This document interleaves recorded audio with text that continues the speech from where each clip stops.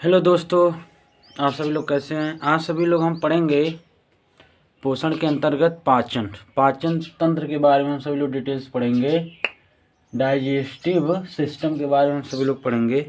सबसे पहले यह जानना होगा कि हम लोग जो है मनुष्य में जो पोषण निम्न चरणों में होता है। मनुष्य में जो पोषण होता है वह निम्न चरणों में होता है। पहला होता है भोजन का अंतर्ग्रहण। क्या होता है? अंतर ग्रहण भोजन का होता है। इसमें क्या होता है? भोजन का अंतर्ग्रहण क्या होता है? भोजन को ग्रहण करना या अंदर लेना ही अंतर्ग्रहण कहलाता है। और बात किया जाए हमारे मुख में जो दांत और जीभ पाई जाती है वह क्या करते हैं? उनका काम ही होता है भोजन को निकलना और चबाने का काम करते हैं।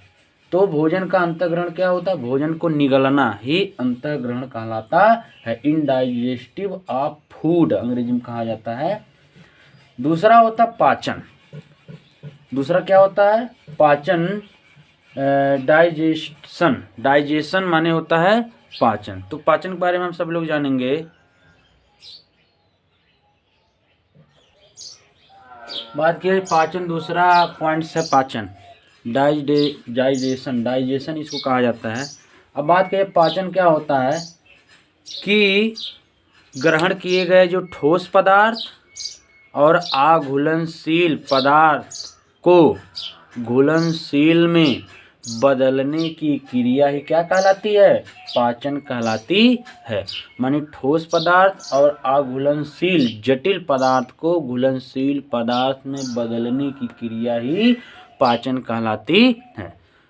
और बात किया जाए पचने के बाद जो लिक्विड टाइप का भोजन होता है, जो लिक्विड में घुलनशील में बदल जाता है, जब वो घुलनशील पदार्थ में बन जाता है तो हमारी जो सेल्स होती, कोशिकाएं होती, उसको आसानी से ले पाती हैं। और बात किया जाए ले पाती हैं। और हमारा जो भोजन का पाचन होता है वह हमारे आहार नाल से ही स्टार्ट हो जाती है। तो भोजन का पाचन कहाँ से शुरुआत होती है? आहार नाल से ही। आहार नाल को इंग्लिश में कहा जाता है एलिमेंट्री कैनाल कहते हैं। तो भोजन का पाचन जो होता है आहार नाल से स्टार्टिंग हो जाता है। उसके बाद दूसरा पॉइंट है अवशोषण। अब्सोर्प्शन अंग्रेजी में कहा जाता है अवशोषण के बारे में। तो बात किया जाए अवशोषण, अब्सोर्प्शन। बात किया जाए आहार नाल के जो क्षुद्रांत होता है, आहार नाल के क्षुद्रांत में जो है रसांकुरों और सूक्ष्म रसांकुरों में जो होता है रक्त और लसिका जो होती हैं, कोशिकाओं का एक जाल पाया जाता है। हमारे शरीर में जो होता है आहार नाल क्षुद्रांत में जो होता है रसांकुर और सूक्ष्म रसांकुर में जो होता है रक्त और लसिका कोशिकाओं का एक जाल पाया जाता है जो पचे हुए भोज्य पदार्थों का अवशोषण करती है। तो ये हो जाता है अवशोषण। उसके बाद आता परिवहन तथा स्वांगीकरण के बारे में, सर्कुलेशन एंड असिमिलेशन, इनके बारे में हम सभी लोग जानेंगे। बात की परिवहन तथा स्वांगीकरण, सर्कुलेशन, असिमिलेशन। बात किया जाए कि पचे हुए भोज पदार्थ का जो होता है, पचे हुए भोज पदार्थ का रक्त या लसिका द्वारा ऊतकों में पहुंचाने की जो क्रिया होती है उसी को हम क्या कहते हैं? परिवहन कहते हैं। पचे हुए भोज पदार्थों का जो रक्त या लसिका द्वारा कहाँ पहुंचाने? ऊतक माने होता है टिश्यू माने क्या होता है? ऊतकों तक पहुंचाने की क्रिया क्या कहलाती है? परिवहन माने होता है ढोना।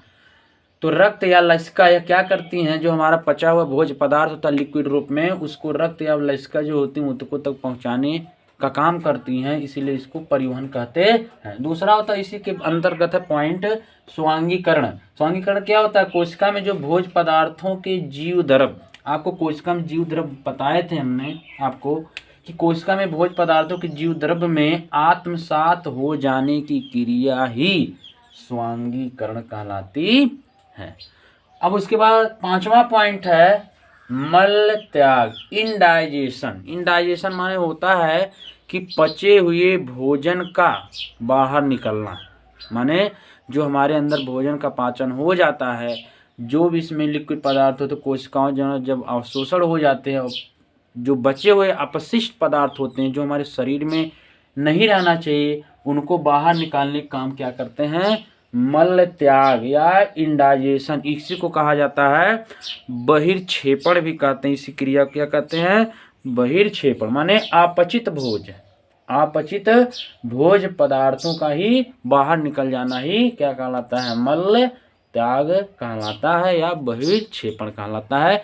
तो इसमें हमने पाचन तंत्र के अंतर्गत मनुष्य में पोषण निम्न चरणों में किन चरणों में होता है उनके बारे में हम सभी लोग डिटेल से जान लिए हैं।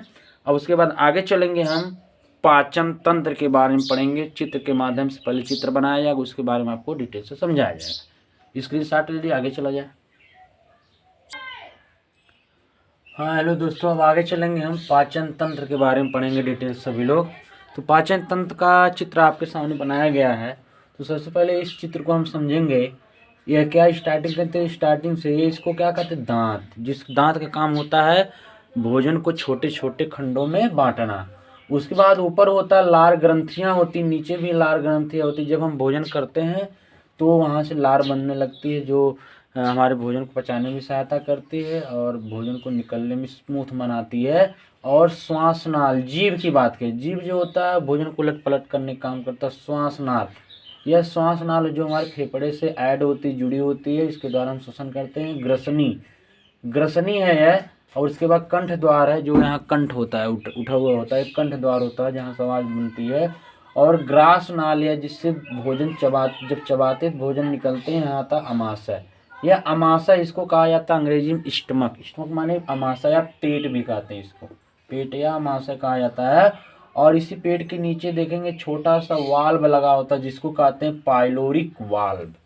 माने जब भोजन स्ट्रा होता है तो वाल्व क्या होता है, फैल जाता है और भोजन यहाँ नीचे आता है और इस बड़ी आंत में आता है। तो यह क्या है, बाहर जो है बड़ी आंत होती है, बड़ी आंत छोटी होती है, बड़ी आंत जो होती है छोटी होती है। और बात के इसके अंदर जो होती छोटी आंतें होती, क्या होती, छोटी आंतें, छोटी आंतें, इसके अंदर जो होती छोटी आंतें होती, छोटी आंत, इनकी लंबाई बड़ी होती है, बड़ी माने बड़ी आंतों से बड़ी छोटी आंतें होती हैं।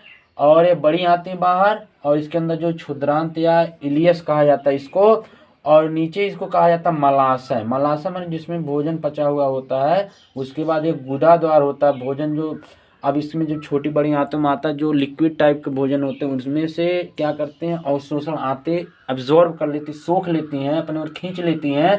और जो मटेरियल खराब होता है वह मलाशय में यहाँ आते हुए यहाँ गुदा द्वार के द्वारा बाहर निकल जाता है सुबह में, दिनचर्या में, सुबह या शाम में। और बात किया जाए, यह जो नीचे वाला हिस्सा इसको कहा जाता है कृमि रूप परिशेषिका कहा जाता है, कृमि रूप परिशेषिका। और ये भोजन पचने के बाद जो नाल या वाल्व के नीचे आई है इसको कहा जाता है ग्रहणी, क्या कहते हैं, ग्रहणी। और ये जो पत्ती के आकार का बना इसका नाम है अग्नाशय। इसमें पैंक्रियास इसको कहा जाता है, पैंक्रियाज कहा जाता है, इसमें अग्नाशयी रस बहता है। और इसको क्या कहते हैं, पित्त, क्या कहते हैं, पित्त, पित्ताशय, इसको कहते हैं पित्ताशय। यह जो यहाँ यकृत के नीचे, यकृत में छोटे छोटे गोल गोल होते हैं, इसी को कहा जाता है पित्ताशय। कभी कभी इसमें पथरी हो जाती है तो इसमें दवाओं का असर नहीं जा पाता है, तो अंत में इसका आखिरी इलाज होता है, ऑपरेशन करना होता है। तो आप बिना ऑपरेशन के नहीं सही होता, क्योंकि यहाँ दवाई का असर ही जाता ही नहीं है। यह क्या है, यकृत, इसको लीवर भी कहते हैं। यह शरीर की सबसे बड़ी ग्रंथ भी है, शरीर की सबसे बड़ी ग्रंथ का नाम क्या है, लीवर है, इसको याद रखिएगा। और बात किया जाए तो हम इसमें जो है जो बनाया गया था आपके सामने जो है पाचन तंत्र, इनके बारे में डिटेल्स हमने जान लिया है, कौन सा क्या भाग है। अब इनके बारे में, इनका काम क्या होता है हमारे शरीर में, इस डाइजेशन सिस्टम में क्या काम होता है इनका, तो इनके बारे में हम लोग नेक्स्ट वीडियो में जानेंगे। स्क्रीनशॉट ले लीजिए। यदि वीडियो अच्छा लगे लाइक सब्सक्राइब शेयर जरूर करिएगा। Thank you.